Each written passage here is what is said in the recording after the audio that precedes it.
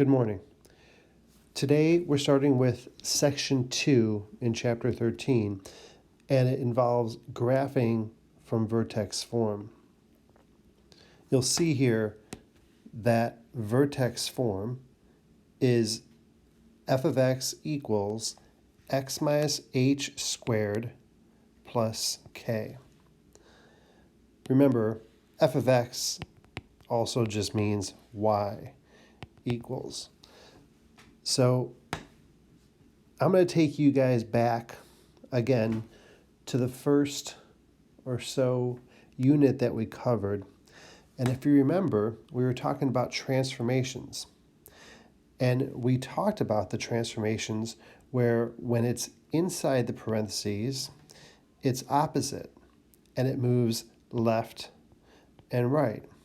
So minus 3 would mean that you move to the right 3 spaces.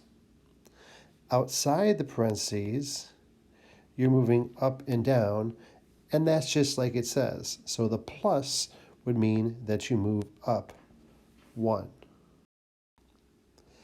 So now with vertex form, if we look back, the h represents our left-right value, and the k represents our up-down value.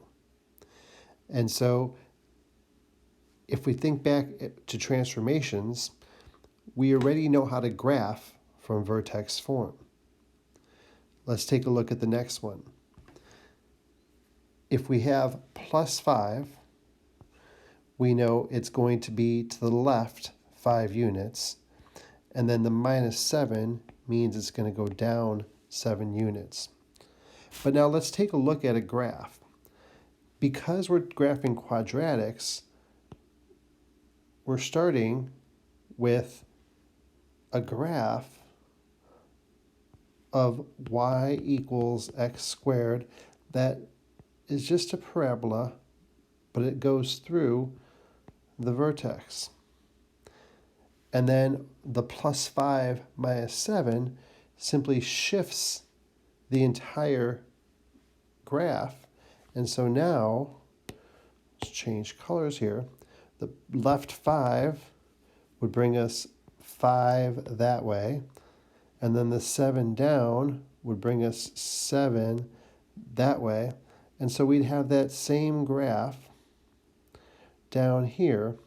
But now our vertex, again, this was 0, 0 here. So if we went to the left 5, that would be negative 5. And then if we went down 7,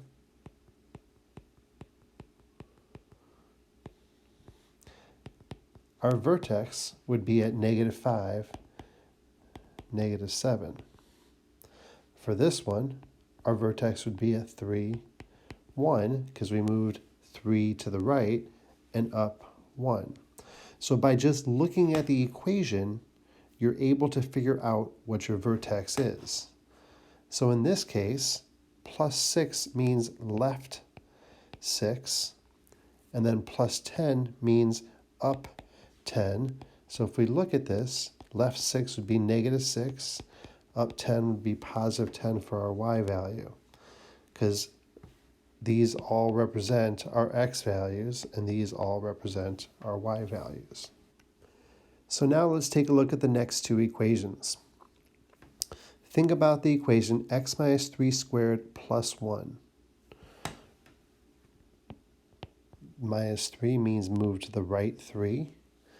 Plus 1 means to move up 1. So if we're going to move to the right 3 and up 1, our vertex would be a 3, 1. Here, plus 5 means to move to the left 5. Minus 7 means to move down 7.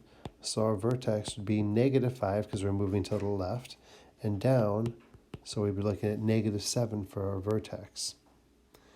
Now, it does say to try graphing these in Desmos. Why don't you do that by taking and plugging in this equation and this equation into decimal and just looking to see what the graph looks like. So now, why don't you look at these 6 equations and see if you can come up with the vertex for each.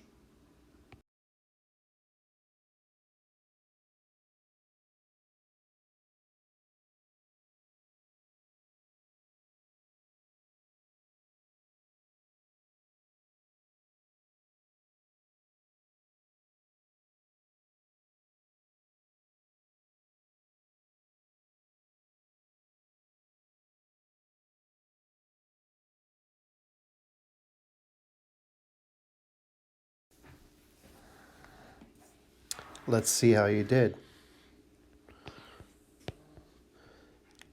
Plus 2 means left 2, so negative 2. Minus 3 means down 3, so negative 3. So your vertex is at negative 2, negative 3. Minus 5 means to the right 5. Plus 1 means up 1, so your vertex is at 5, 1.